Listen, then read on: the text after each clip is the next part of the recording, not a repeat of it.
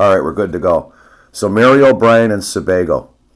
Tell me the Mary O'Brien story. So I remember when she first came in, and a lot of people made fun of her, and because she looked cross-eyed, and there was compassion there, I think, but people were confused, why is this person here? And what did she do? And it was the same way that they treated everybody else. Well, your parents don't want you, you can, right. That's why you're here. You can't go anywhere else, that sort of thing. And, if you leave here, you'll die, the usual things. And, well, you were there then, and you have no place to go. were you there with Brad Torkelson, wasn't it, who torched the place? Lit his mattress on fire? Yes, I was there then. And what'd you do? What went through your head? What was in your head though? What was in your head though when this happened? When the place is ablaze, you're sleeping or whatever you were doing. What went through your mind? Oh yeah. We were sleeping. It was friggin' freezing out as usual in Maine, and we were all herded outside, and then made to stand outside while it was burning and waiting for the fire trucks and all that. It was really scary. Were you scared? Were your heart thumping and stuff? Going, oh my God! It was really scary. And especially being a young kid and that sort of thing. And then, of course. Well, how old were you? How old were you in those days? 14. 14, yeah, that's about what I was. 15, yeah. And the thing is that then. I remember going the next day, or even I think it was even in the same morning, when it finally finished burning, and finding my cat, Bogart. Well, it was, one of the house cats, right? Really? This cat, Bogart, had a big white cat, 25-pound cat. He had 6 toes, right, on his paw and that sort of thing, and he was just stiff, laying on the step, burned to death, That's sad. Practically. And, or maybe he died of smoke, and I just remember being so sad, and, there was no grief about that. It was this kid did this general meeting, And what did they do to Brad? What they do to Brad? He can burn the house down, but it'll never burn down, we'll never burn down, and we'll never stop, and this just shows us we don't need walls to continue on, and, that was how they were pitching it at the time. And what did Joe do? Was Joe living on the property then, or was he living somewhere else? No, he was living somewhere else. I don't think he was living on the property. I don't know where he would have been living. It was small, No, I've seen the place. All right, so I know where the place is at. So no, he wasn't living there. And he was really not around all that much. I think it was Jeffrey Gottlieb. Was Marty there again? I think Marty was there. Marty had to be there then. And Peter McCann and Wendy Freerman. Wendy Freerman, yes. And she was a Dr. Schwartz patient, too. Yes. So she, and there weren't that many women, older, I don't want to say older women, but older than me. You know what I mean? There weren't that many women in the program, it didn't seem like. Well, who was the one that went absolutely batshit crazy when this place burnt down? Who was it? God, I'm trying to remember. It had to be a horrific GM. Oh, yeah. It had to be a horrific GM. I can't imagine it not. I can't even say it was the worst because there were so many that were outrageous. One thing I thought about, it was funny when I went into re-entry, and I know we'll go back to the thing, but I just wanted to say that I remembered, I had to go work at some hotel. It was Ramada Inn Hotel in South Portland, and they would take a number of us in the van, and That sounds pretty. Wow. And then we had to go to work there cleaning this hotel before it opened. It was by the Portland Mall. Mm-hmm. And that was the re-entry, and then we had to go back and then, be staff, afterwards and attend all the meetings. And I remember I went to work one day and I just laid down and fell asleep because I'd been up for 2 days with general meetings when I got home. Oh, they were. And people, you try to tell the people from the 90s and the 2000s about the 70s, and then even the 80s people have a little skepticism. When I tell them the place never shut off. It was 24 hours a day, something was popping, and you just hope you didn't get in the way of it. Exactly. And that's how I got out of there. I just tried to stay under the radar, and then I started getting all these haircuts and You mean, I don't mean a real haircut, although Well, they were doing that there. who'd you? And everything else is saying that I was trying to slide. That was my big thing. Oh yeah. So I had to wear a sign saying, confront me, because I don't like to deal with my feelings or something, or like I'm trying to slide. So they had a big general meeting, and I thought I was doing good. You know what I mean? Like right. I worked myself up, and like to the expediter, to the department head, and all this. Right. Just trying to like stay under the radar, and then I get lambasted, right, for being a goody two shoes and like trying to slide through the program. So those were my general meetings. I never did anything to anybody. I was just trying to get the fuck out of there. But also, being woken up all night long, and who was the worst person there? Who was the worst person? Conditions. And it was freezing there. There was no heat in it's Northern Maine, huh? In the cottages that we lived in. It was bizarre. It's Northern Maine, my friend, and let me tell you what, it's still cold up there. It hasn't changed a bit.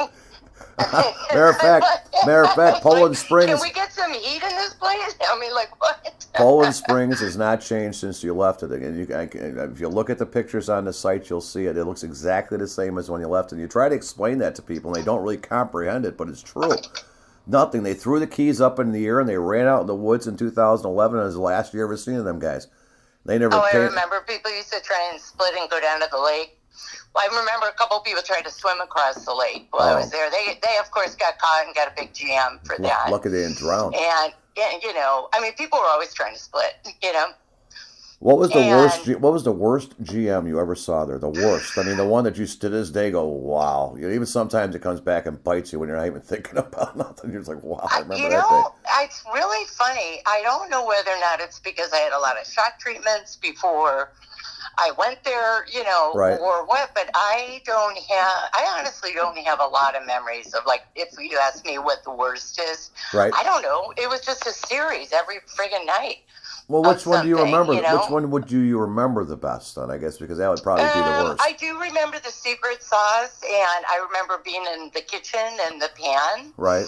And we had to save stuff from there. I remember them digging into the, like, we have these trash bins next to, where you scrape off plates. Right, to make the electric sauce. Yeah. Yep. And it was like, no, don't throw that out. You need to save it. And I was like, what? That stuff was disgusting, wasn't it? You tell people. And then, that was continual, like throwing garbage on people. They kept it by the 50-gallon drum around there, man. They used it quite a bit. It was bad. Oh, yeah. It was really, it's so sick when you think about, like, how in the world could that be therapeutic? You know what I'm saying? Like, when you think about it, like, without any just questions. from a logical perspective, like, what therapy would that be? Humiliation? I don't know, but it's so insanitary. And so the physical things that I experienced were really real. Right. So the thing is that, they were like, oh, no, you can't have any drugs or whatever. I didn't want drugs to take care of the staph infections, but they were so bad that, the nurse kept visiting me. I couldn't even use my hands for a while. So then, they kept sending me to the doctor in Portland, and I'd have, like, 3 POs go on the doctor's appointment so I wouldn't split. Right. So I remember, like, sitting in this allergist office while they were, like, cutting my fingers open from the pus, and them trying to keep it on the down low for months. You know what I mean? Like, what was going on. Which was just, they were like, well, still assign me to the kitchen. Finally, they assigned me somewhere else. I don't know. Did anybody yeah, that's when they started sending me around to the new houses they were building. Right. Like Waterford, Parsonsfield. And so once in a while I would spend the night there, right. Like in a guest room with somebody. And I think guest room, meaning, another right. like little room that was unoccupied. Right. And, the idea was that I was just going there to help out. Wow. Now, how'd you ever get blessed with the opportunity to live with Joe and his kid and raising his kids? Well, isn't that a funny thing? I No, mean, it's a pretty like I scary thing say if in you ask my me. But letter, like I always like I was like, why me? Like. now, were you abducted or asked to do this? No, well, that was the funny thing. Like, I went back. I really wanted to get the hell out of there and go back home. Right. And where is home? Because there was a guy that I liked. I remember there was a guy I liked in high school, and they told me I couldn't see him anymore. His name was Connell. Where is home? And I think he went to New Trier. Where? Oh, you're from the North Shore then. New Trier East. Oh, okay, yeah. Oh, that's right. You're from around where I grew up at. Absolutely, I forgot about that. Yeah. So it was like, you can't see him. It was during the summer, when I graduated. Right. It was like June or something. So school was out, and that was like, well, what am I supposed to do? They made me go get my GED, right. At Elan. We didn't even study for it. They just said, okay, you're going down to Portland to go take your GED this morning. Bring a pencil. That's funny. And I recognize that it was because they didn't have a school and they were trying to, you know what I mean? Right. Like, get around that idea. Although they were in the process of getting the school. So, how'd you get to Joe's house? So I went back home and I remember seeing Marvin, Dr. Schwartz. Oh yeah, good like doctor. Twice, and he said, your mother's insane. You cannot live there. So, and I said I wanted to go to school, and he's like, well, you can't stay here and go to school. And, my parents had assigned custody of me to him anyways in 73. So he was like my legal guardian. And he said, hey, I got an idea for you. I think you'd be perfect for this opportunity. And, Joe and Sherry are looking for a nanny, and you were friends with Julie, which I never was friends with her. We laughed about it because we were never friends in the program. What was she like in the program? I don't know. I just wasn't. I thought she was a little stuck up, and right. I wasn't really friends with her. Now, what was Sharon Terry doing when you were running around there? Was she there yet, or doing the opposite? Sherry was a lot more, and she would definitely come to the meetings there in the trailer. Not Joe's wife. I'm talking about Sharon Terry. Oh, Sharon Terry. I don't think she was ever there. I remember she was there passing out. She used to pass in the '75. She was passing out sundries with Wendy Freeman. She had pass out sundries and mail, and then she was doing like office work. They met her when they were in Naples. Is how Sharon Terry developed with Marty Kruglich and all them guys. Yeah, I kind of know when you put that in perspective. I just remember her as some office worker. You know what I mean? Then like somebody who worked in the office. Right. Then she went to the office. Yeah. Did she have dark hair then? Did she have long dark hair? What's that? Did she have long dark hair? Yeah, she had kind of like a dirty brown hair. Yeah.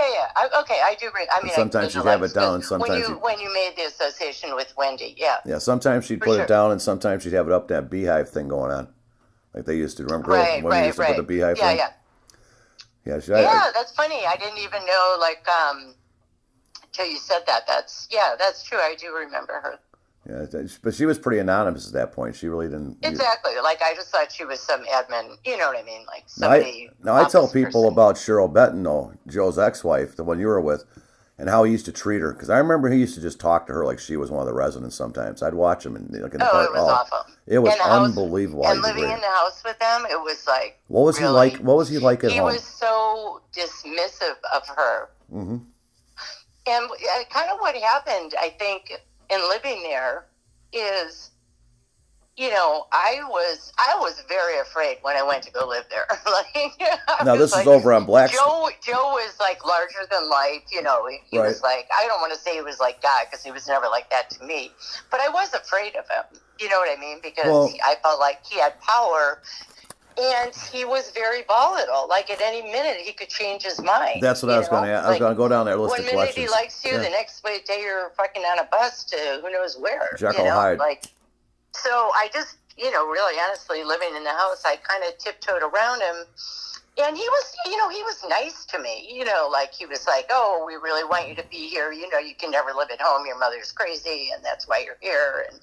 Was he ever unprofessional? Julie really needs help, and Sherry needs help, and Julie needs a friend, and Now that you Julie, can talk to. now let me get this straight. Julie's the blonde-headed one, the good-looking blonde-headed one. They turned out with in the end after Cheryl left, correct? Or is that a different Julie? Yeah, Julie's very pretty. Yes, I have some pictures I can send. I found like 2 of them. Oh, I'd love it. Any old pictures you got of him, anything of that, I'd love for you to send them to me. That'd be wonderful. Because we're continuously doing documentaries and we do these interviews and stuff, and it really does help a lot of people. I mean, there's a lot of us that made it over the fence and we're fine. You know, I have other things in my life that bother me from my childhood way beyond the line, but I do see where people can't make it over that fence, and I do understand why, because of the mixture. Were you there when Doug Hanna was there? Yes. You know, Doug Hanna killed 9 kids in a dorm, and I'm not saying he did it for a wrong reason. He did it. Well, they were going to do, and Doug wasn't going to go for that, and he was being bullied and stuff like that. And when they made the suggestions, the next day they're going to take care of the other part of that, and Doug said hell no, and he's burnt the place, torched it on fire, and all of them went. You know, and those are people that, you know, wow. You know, that I'm not saying it was bad to be around people like Doug, because I wasn't much different than Doug, but for kids that were never ever done much more than to stray from the house and were basically just asshole kids, they didn't belong with people like us that were a lot more seasoned. I mean, Doug had a horrible childhood. He was beaten. Oh, this guy, horrible story, horrible childhood. So you can understand the product of it. You know, my childhood was extremely violent and brutal, so I was a product of that. So to be tossed in with kids that are just opposite of that, I think that was wrong, and I think a lot of these kids were truly traumatized. They just still don't believe what they saw or the people they were with, especially once they start to understand who those people were and some of the things they did to get to Elan. They're like, wow, what the hell was I doing there? And they got a good question. It's a good question. It's a fair question. What was I doing with them people? And it's not that they were bad people. It's just there were different people with different issues that really don't have any correlation to what you're about. You know, and vice versa with us. You know, we're Doug Hanna's and me and guys like us. We were looking for, you know, Dave Hoffman's. We were looking for answers to why we were so wild and crazy. And all you're doing now is encouraging that it's okay to be that way. We left there with a pretty twisted idea of, well, is it up or is it down? I don't know. You really, you know, and then these mediocre kids around you and these more lax people around you just didn't quite figure out where they fit into your life. And you couldn't bully them there, nor did you want to, but you couldn't figure out why they were there. Why are these nice kids with us? Are we supposed to be like them, or are they supposed to be like us? And it left you very confused. And the life stories were so different, and the childhoods were so different that, you know, I think Elan, you know, I shouldn't say they should have segregated people more, but they should have isolated people with similar problems. In other words, you don't have a psychiatric ward and just toss everybody into it. You kind of go through there and find the people that you should have, and you weed through, you know, and you know, you don't put it like on the hospitals where they have different floors for exactly. You don't put aggressive patients. Yeah, you don't put aggressive. You don't put the aggressive patients in with the passive ones. You know, you just don't do that. Exactly. You know what I mean? Like I was in Edgewater, and I was like on the first floor, so I could come and go. I could go out and have coffee. Edgewater Hospital. That's an old name. Did you ever make it to the River Edge? I started out on the third floor there, and I worked my way down. The old 5th floor. Yep, every hospital has a 5th floor, even if it's not there. You always start out on the 5th floor and work your way down. I want to stay under the radar, and that wasn't good enough. But also, you know, you bring up a point too, is that when I was in groups, even at Sebago, when I first got to Sebago, you know, I literally started making up stories that I was badder than I was, because I really was, you know what I mean? Well, you want to fit in. You want to fit in, you know, and like, I would start embellishing stories that I would say there was some truth to them. It was more about people I hung out with, not actually what I was doing. Well, you want to fit in the room a little bit, because you're obviously that square peg and all these round holes. And, you know, where do I fit into this room? Okay, I shot heroin. Yeah, I'm like you guys. I'm one of the guys. Right. And then, you know, the more I said that, the more it was encouraged that I was finally sharing my feelings, when really I was just like, you know, after a while, I felt so awkward being like not a kid with problems and being around, like they started admitting all these DES kids, you know. Right. And, that's when I really, tried to pretend like I was badder than I was, basically, Well, it's a defense shield. It's a natural and that was defense. encouraged. It's just it's a natural defense, and that's what they want to hear. So it's not just a smoke screen, so you're one of the people, but you're also defending yourself with them acknowledging, yes, I have a problem. You're right. Yep, you're right. That's the problem. Because the more you agree with them, the better off you are, providing you get caught stating. That's what I figured out. And, so sometimes I think, well, that's really bizarre because basically I had to lie and say I was better than I was when I wasn't, and I was like, why am I here? I have a popular question that comes up. Did Peter McCann ever go through the program? I can't remember. I thought he did. I think he did. I think he did prior to when I came to Sebago. He was a graduate. He was definitely all those people were graduates. So they all graduated. Like Wendy and Marty and Peter. They were all. And I don't know. And I think Jeffrey Gottlieb. Yeah, they would have been Naples then. That's inside my diploma. So. Yeah, good old Jeffrey Gottlieb. He was something else. I liked Jeff. Jeff wasn't a bad guy. Yeah. His weird mustache, and he'd sit there and twirl it while I was talking to you. The big bushy mustache and the bouffant shirts. Yeah, right. He was way too Jewish for Maine. Maine was not ready for that much Jewish up there. He was unbelievable. And then he used to drive that little MG convertible, the little gold one. With the top, top that went down. I shouldn't say this, but he looked so gay in that car. I know. I don't even know if he was. I don't know. I don't know, and if he was, God bless him. I don't criticize people for which way they go. Right. He definitely fit the part, though. He was. Oh my God, Jeff was so flamboyant. I know. Yeah, that's true. I didn't really think about that. It's really funny because I had a lot of gay friends then too. Oh, he smoked Bel Air cigarettes, and his wrist was. The program, he smoked Bel Airs. He smoked Bel Airs. His wrist was always kind of broke. It was never. He was just too much. Well, Wilmette is not exactly the mecca of vibrant. Well, Gottlieb was from Boston. Is where Gottlieb came from. He descended from Boston, and Marty descended. Marty came from Evanston. His father, Meyer Kruglich, was a very renowned psychiatrist, and he was the head psychiatrist of Stateville, and he did start profiling science like they did with like you see on TV. He started that out with a guy. He was the one who profiled Richard Speck. That's how Richard Speck got nailed, is because of this guy. How interesting. Yeah, I never knew that about Marty. Yeah, well, because all these staff members, they never talked about their experience other than they were cured from being at Elan. But what always struck me is that why can't anybody ever leave here? It was expected that you would go to work for the program afterwards, Well, Marty couldn't, because what happened with Marty's case, and this is from Legend Goes and some stuff I was able to verify, Marty apparently was at a camp for kids. And at that camp for kids, Marty apparently was, let's say he did some improper things with one of the younger boys. Well, that younger boy he did the improper thing with just happened to be belonging to a Chicago mobster. And father was told basically Marty has to go or we'll make Marty go. And then Marty was just banished to Maine. All of his brothers and sisters are professional people, solid citizens. Marty just, and he left at one point, went to Arizona. That didn't seem to work out. And then he went right back up to Maine. And there he sits. Gottlieb, where else was Gottlieb going to go? He was a drug addict from Boston. He found a good place to stay. Everybody liked him, so he left. He just stayed there. That's why a lot of them were Klingons like that. There was no other place to go. That was their last stop. Well, but also Joe really drove that point home all the time. I mean, he used to say that in general meetings and all the time to people. It's like, you can't go if you leave here, you'll die. Yep. You're going to kill yourself if you leave here. This house is always yours. The house is always open. If ever you leave, you can always come back. We're always here. You're home. He used to, the total Jim Jones thing. This guy would just be, he made you believe that you were home. And if you ever left, you could always come back. And your family loved you. Yeah.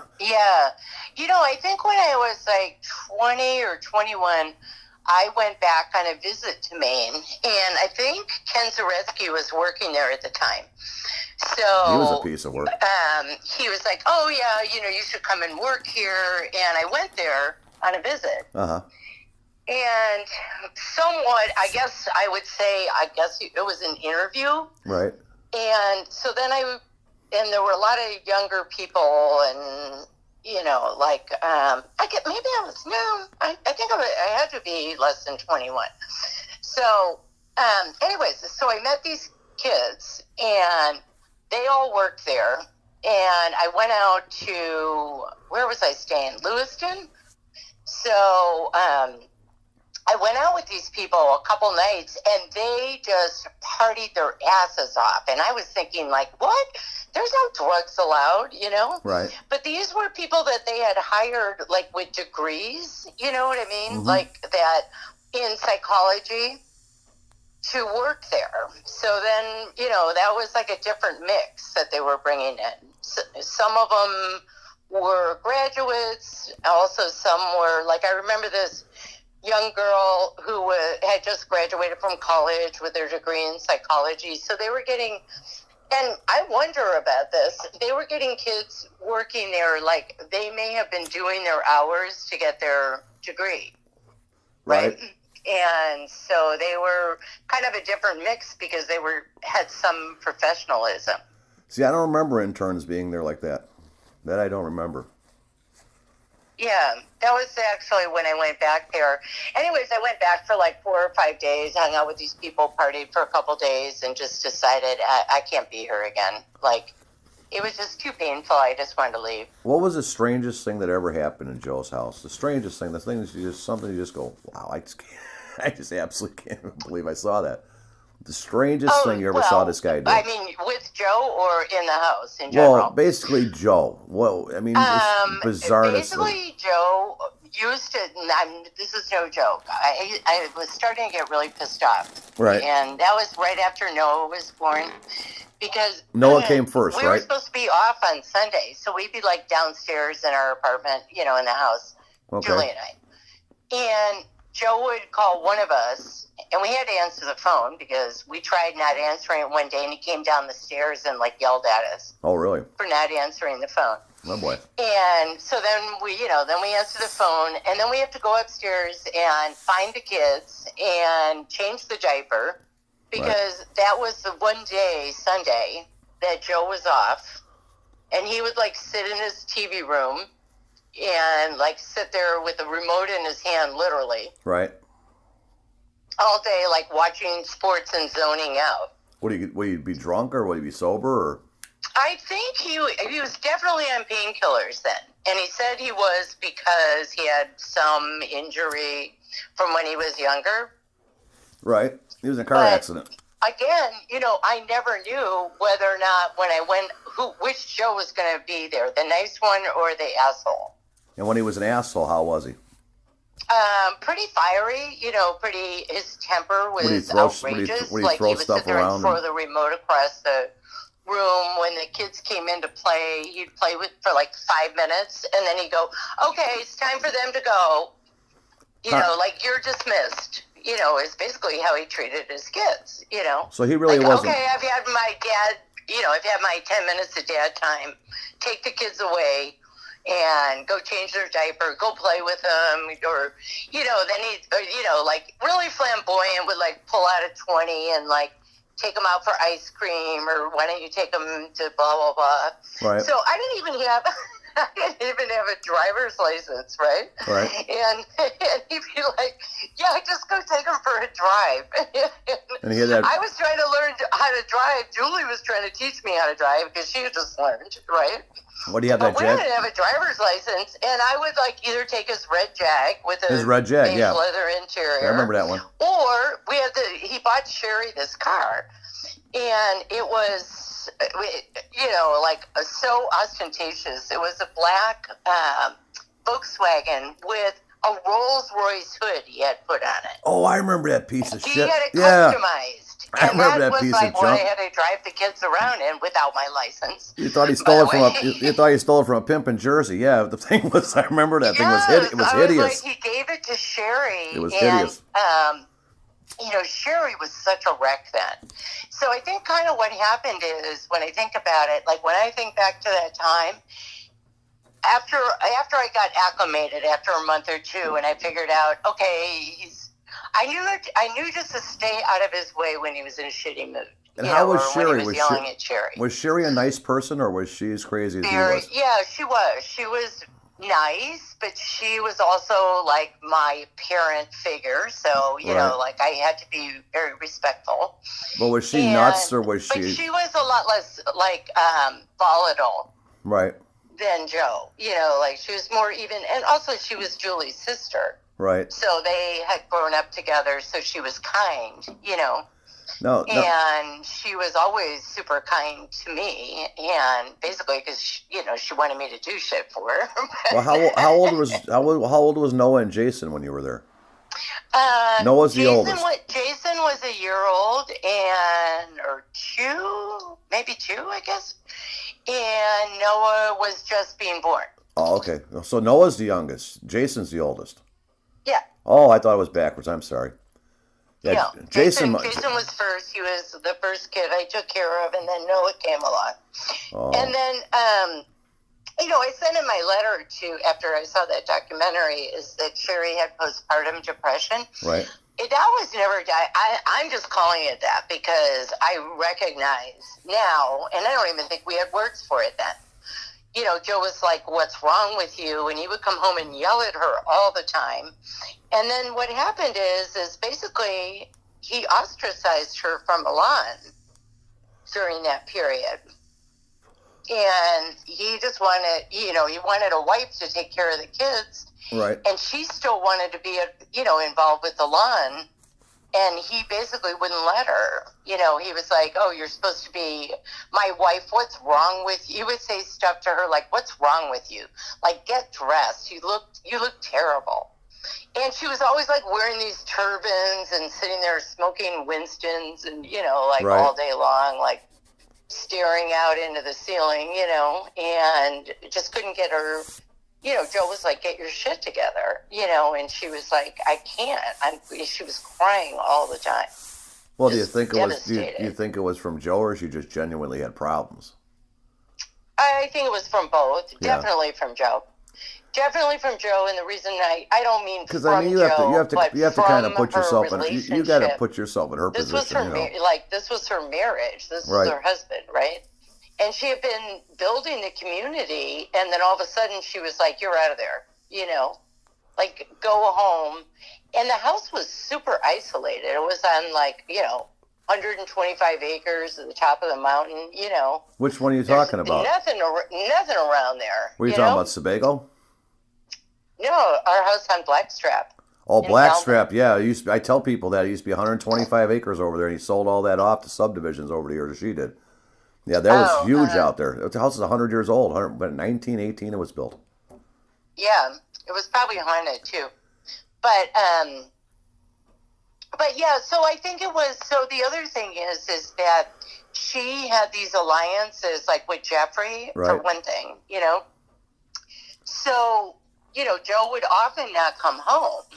So that, he would, and come home and he would say, "Oh, I spent the night at Elan," and then she would call Jeffrey, and Jeffrey and her would come over and to have coffee, you know, and a lot of coffee at Elan. He was reporting to Sherry where Joe was, and then Joe would come home and she goes, you weren't at Waterford last night," or wherever he said he was sleeping, right?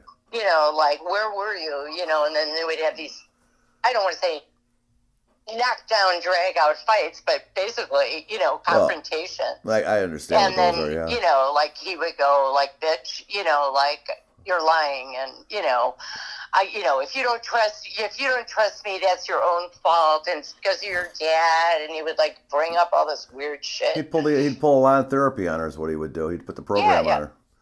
And she was just like trying to maintain her relationships that she had with some of the staff members.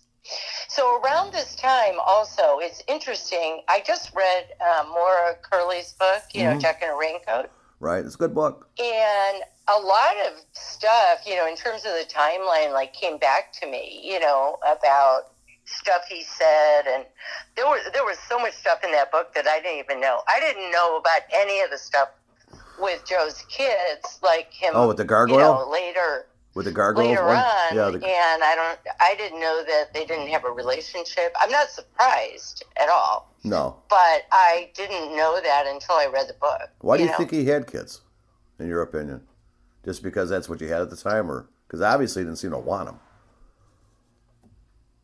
Well, I think that he did want them. He wanted 2 sons. He wanted boys. He's like, he did want, I felt like he did want the kids. He just didn't want any responsibilities. And I think he was dealing with so much shit at Elan. Were you there when he just didn't have any time. You know what I mean? He was always working. Were you around then? Whatever Were you around then when he got arrested at the Holiday Inn, or that was after your time? No, that was after. Yeah. What did he get arrested for? He bit some waitress at the Holiday Inn. He was all drunk, and she wouldn't serve him, so he bit her. And then the cops arrested him. They tried to sue the chief of police in Portland there for roughing him up. That's funny because that's the second job that I went to in reentry. Really? Was the Holiday Inn in Portland. Yeah, she was like a cocktail waitress or something like that. And I guess he came in there trashed, and she said, "None for you," and he just got mad at her and turned out biting her. Well, that's funny. I think I do remember this one time that Joe hit Sherry, and I knew about it.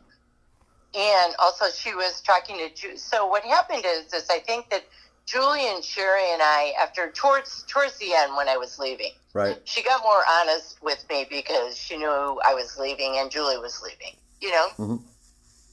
So she got more honest about her marriage, and she told me that she hadn't had sex with him that he was incapable of having sex. I've heard that. That rumor's passed around. I've heard that before, that he was absolutely, all show and no go.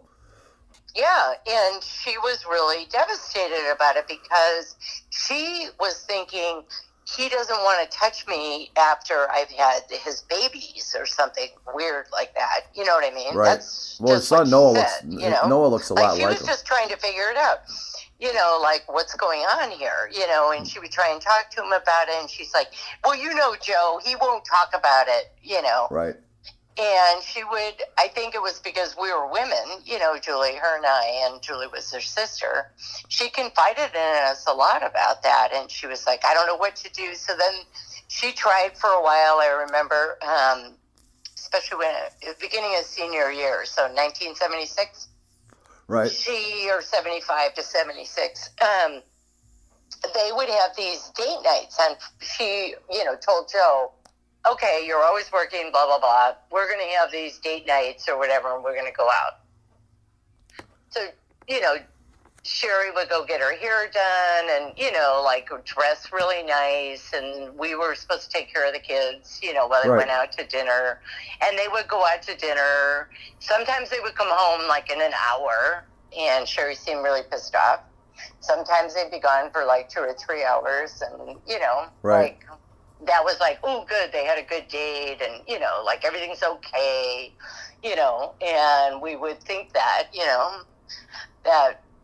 that's just what, right. A 17-year-old thing. So I was like, okay, good. It seems like they're getting along, and, they're not yelling at you, so everything must be okay. Right. And Joe, and to be honest with you, Joe never, I don't recall him ever yelling at me about anything, right.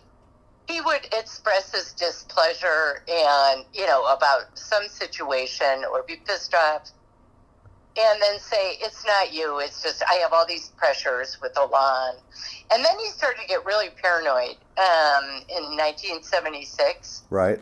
And maybe 75 a little bit too, because he started having his staff members, he thought his office was bugged. By who? I don't know, but I think it's interesting in reading your stuff about that time period. I remember hearing about it. Oh, yeah. That the Illinois was investigating, and he thought they had bugs in his office. I love that.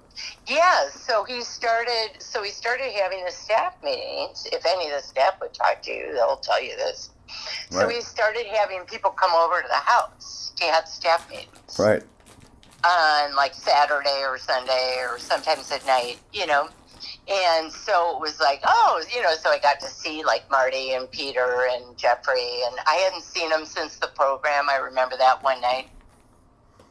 They all came over because he said he couldn't talk around Elan. And so then they would just sit in his TV room and they would shut the door so I couldn't hear, really what was going on. And I was taking care of the kids. And what they think about his strange phobia? I'm sorry? What they think about his strange phobia? Of being bugged and watched in, helicopters and stuff. They just complied. They were his employees. Right. He just said basically like we're having a meeting here instead of there. No, he didn't describe it. I think that they, basically what they were doing is plotting how they were going to get through the investigation. Mm. Because that's when they started asking. Then after that, he asked Julie and I to go to Elan and be models of being a graduate and how successful we were. Wow. And I remember this one time that we had to take pictures and stuff at his house. He had like some photo shoot going on. Uh-huh. And, basically to show like that we were normal, like we were successful graduates of the program. Well, right, so yeah. That's how Julie and I were packaged. The propaganda shots. He used to have kids go around, Paul Sherman and a few other ones would go around and they would spew the Elan propaganda at like colleges and places like that. He had his little public relations crew. Exactly. That's what we had to do for a while, and it was just like, well, they're going to pick you up tomorrow and they're going to take you to X. Right. I don't know, Waterford, and they're going to take some pictures and interview you, and you just say that you had a great experience, you're adjusted, and blah blah blah. You're going to high school at a public high school now, and blah blah blah. That's what we were supposed to do.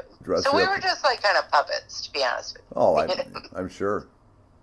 But for me personally, I really didn't have any other place to go. That's where I was going to be till I was 18, so I just tried to make the best of it. Well, you and a lot of others, that's why they're, like I say, everybody at Elan wasn't a bad person. The staff weren't all bad. Some people were just stuck for a minute. They just couldn't, get out of that rut. But then there were some there that truly enjoyed every day of it and never wanted to leave, and sadly to say that. Oh, I can't imagine. Well, you got your Marty Kruglis, you got your Jeff Gottliebs, you got a lot of people. Well, maybe they actually even had school then. I railed on Dr. Schwartz. And I remember sitting in his office in Lake Forest and telling him, if you don't let me go to school, I'm going to call the authorities. Right. Like, I have a right to go to school. Well, yeah. And I want to go to college, and, I want to be free. I want to have this life, I have to go to school. And it's really funny because I never wanted to go to school in New Trier, but I want, after being away from school for so long, I was like, this is not normal. I just want to have a normal life. I just want to be a normal kid, Right. And I think one person in that movie says something about that, like, I wanted to have a normal life. And that's exactly how I felt. I was like, I was meeting boys and, I was like, Julie and I had to get, like, permission to attend a school function, a football game. Really? And then it was like, who are you going with? Okay, you're only allowed to go. And practically, they would, send somebody from the program to go with us. Wow. And it was like, what? I'm a graduate. And, so that was really bizarre. Was Joe ever... So I don't think Julie ever had a boyfriend in high school, but I had a couple. And they had to come over. As a matter of fact, this is really funny. One of them is the deputy lead counsel for Stallion Oilfields, who was my boyfriend in senior year at Falmouth High School. And he apparently was living in San Francisco for 7 years while I was, and didn't know it because I was under my married name. And so we just reconnected, and he's coming here next week. So that's cool. He could definitely provide some perspective about how bizarre it was going over to the house, being interviewed by Joe before he could take me out on a date, and really? like all this bizarre stuff. Like, Joe was an absolute maniac. Yeah. Robert goes, I remember I was so uncomfortable. Joe was so intimidating, and everybody thought, like he was a mobster, and, like. I tell people he wasn't that. He pretended he was, but he wasn't. Right. But he tried to pretend like, he was a tough guy, and to a young boy, a 17-year-old boy in Maine, head of the swim. The guy was like, rock star, head of the swim team and all this, and he just thought I was like the best thing since cat's pajamas because I was from Chicago and I was so cool, and I also Julie went to school. I think she went to school the first semester there. But so I came in like second semester of my junior year. At the time, Elan made up records, as far as I know. Oh yeah, they know. And I would love to check. You know what would be a good thing is be interesting to check with Falmouth High School, because they literally made up, because then they had a school, so they made up records that I had been in school. So that's how I got into Falmouth High School. Right. Well, that's the land of Elan was always the land of the magic pencil. If you look at it, if you look at any of your progress reports, like some of mine, I was stealing cars 1 month, 2 months from then. I was the department head. How in the hell does that seem to work out? And then I was into reentry, and it was all these. You could look at the paperwork and just see none of it made any sense when you really read it. Where do you get the pay? I don't even care, to be honest with you. Like that, I got a life. But if you need it, or you want me to look into, like, I've never requested any paperwork from there. Well, there's a place called Midwest. I didn't know about any of this stuff until, like, to be honest with you, then. So you asked me what's the most bizarre thing that ever happened. There were a few. First of all, the dogs there, Rommel and Erica, his Doberman Pinschers. The Dobermans, I remember them.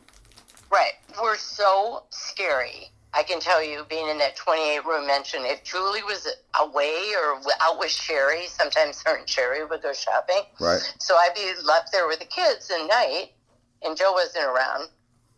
And the dogs would, like, sit there and stare at me, and every noise they heard, and I'd be sitting there freaking out. I got 2 kids, babysitting, But you got killer Dobermans in the house. I never knew who was going to show up. People were like, all these people had supposedly split and had tried to come on the property and kill Joe. Oh, really? So then there was that whole drama going on always.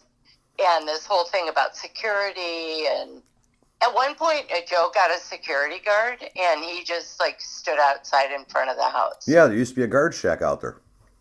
Yeah. Yeah, there's a guard shack. So I was there when they installed that. First there was just a guy. Actually, for a while, there were kids that came from the program that were guarding the house. Unbelievable.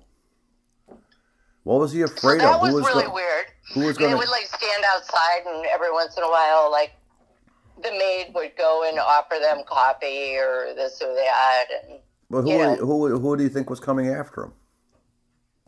Kids from the program. Like who, though? I mean, there had to be somebody. I mean, every kid in the program wasn't capable of stalking you and killing you. I mean, no, it was more about kids splitting and conspiring. So it was a big paranoia.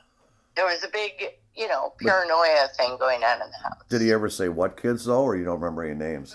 I don't remember. I can think, if I think deeply about it and go back into those memories, I might be able to come up with some names. Because you know what I'm saying? You figure he was spouted out a couple of names. Those guys, they think they're going to come get me. I'm like, because that's conspiring to get Joe. I mean, everybody in the line wasn't like that. Well, I don't think to be honest with you, I don't think I would know the names because I was already, you know what I mean? I wasn't in the program, and I had already graduated. I mean, there were some, during the meetings, I heard when, the staff would come over, there were definitely some problem children, that they were talking about that were causing them problems. And that's what they would talk about in their meetings, is how to deal with so-and-so, or this is how you deal. I remember Joe pacing around smoking cigarettes and, the Winstons. Going, this is how you deal with him. Well, you just do that, So he would basically, like, have these staff meetings and give different house directors,